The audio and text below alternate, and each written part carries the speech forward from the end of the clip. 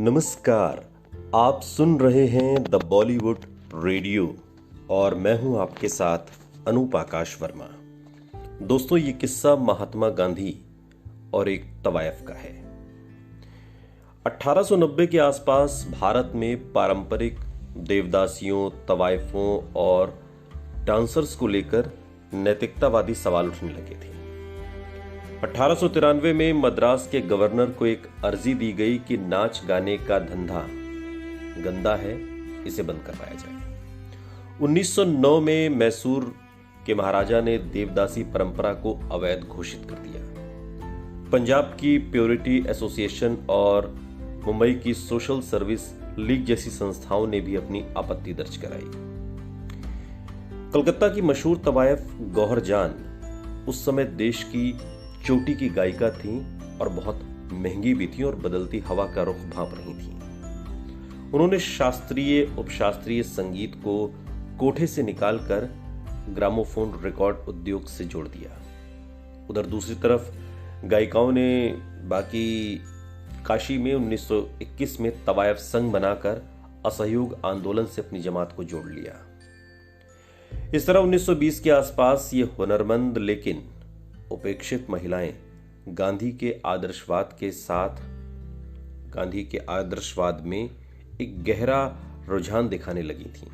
हालांकि संकीर्ण तत्कालीन विलायती सोच वाले लोग उन पर पतिता का ठप्पा लगाकर कोठे बंद कराने पर आमादा थे। कई अंग्रेजी पढ़े लिखे रईस उन्हें देखकर मुंह बिचकाया करते थे। गांधी जी सचमुच दीन बंधु थे और उनकी दृष्टि में गवान हारियां भी भारत की जनता का ही एक आत्मीय अंग थीं। स्वराज आंदोलन की जनसभाओं में संगीत के आकर्षण का महत्व भी गांधी जी समझते थे। इसलिए 1920 में जब गांधी जी कलकत्ता में स्वराज फंड के लिए चंदा जुटा रहे थे तो उन्होंने गौहर जान को बुलवाकर उनसे भी अपने हुनर की मदद से आंदोलन के लिए चंदा जुटाने की अपील की। गौहर चकित और खुश दोनों हुई। हालांकि वे दुनिया देख चुकी थी और जानती थी कि समाज में पेशेवर गायिकाओं को लेकर किस तरह की सोच व्याप्त है।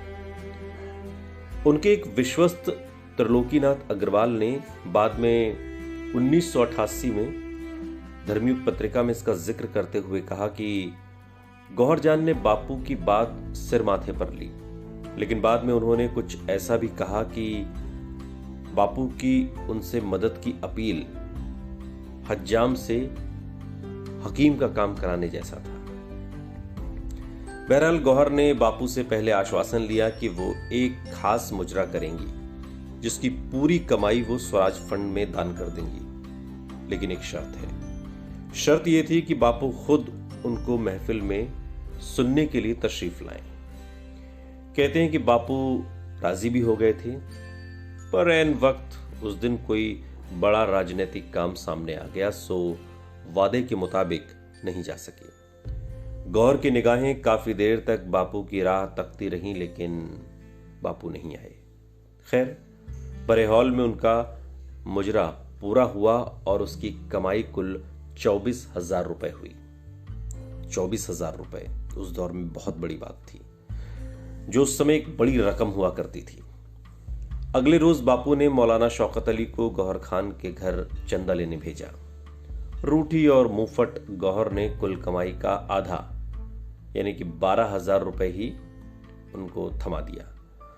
रुपया थमाते हुए मौलाना से तंज भरे अंदाज में कहा और कि आपके बापूजी ईमान और एहतराम की बातें तो बहुत करते हैं, पर एक अदनी सी तवायफ का वादा नहीं निभा सके।